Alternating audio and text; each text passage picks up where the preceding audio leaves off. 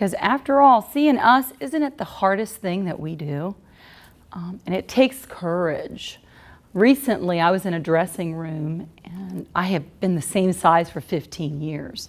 So I tried this blouse on, really didn't like it much. It was a little snug on me. And I began to try to pull that thing off. It got stuck around my shoulders. I was thinking I was going to have to pull that Riggs move from Lethal Weapon where you struggle. And then I imagined the attendant having to come in and pull the thing off of me. I said, God, please get me out of this blouse. And you know, it broke free without ripping. I said, I promise you, I will get the bigger size next time. How many times did I look in the mirror and I hadn't realized I'd grown a little bit? My weight was, and of course my husband wasn't telling me, was he? I needed somebody else to look at me and say, you might be growing a little larger, Denise. God has a place for us. I believe that even where you are, if you've moved recently, God has a certain place for us. And I grew up in South Carolina from the age of 12, so I'm technically not a native, though I'm now in my 50s, and I've lived there ever since I was 12, except for the years I went to college. And 12 years into our marriage, my husband gets this wonderful job offer and says, we really have to move.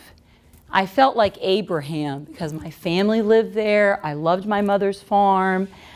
And God said to Abraham in Genesis 12:1, go from your country, from your kindred, from your father's house to a land that I will show you. And that's exactly what he did. And in our travels, we ended up in the small town of Chapin, South Carolina. Chapin is a little community on a lake there. And the schools were good, and so we found a beautiful house there. We had always remodeled or built the homes we were in. But I said to my husband, let's find a house that's ready to move in. And we did, and I want to tell you, it was awesome. That first Christmas, we took his Christmas bonus and we bought a boat. Because everybody in Chapin has a boat. That's what they did. And we put a tube behind it and we pulled kids every summer, beginning in May. And our videographer, Rachel, she was on our tube many, many times. Our house became a hub of teens. And they were getting into high school. We were doing band.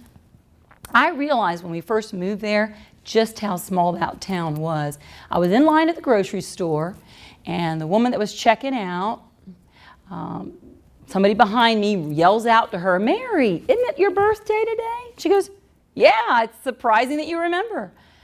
Everybody in that line, how's Paul? So glad to see you. And I realized I was the outsider in town. Everybody in that line knew each other. And at first it was quite intimidating because I thought, how am I going to find anybody in this town that will know me or be open to me? And you know what? When God sends you to a place, He brings you people. And I met Sherry Garrett. She lived on the finger just above me, and we were 1 mile apart. Our kids were about the same age, and through church youth group, I found that we had a lot in common.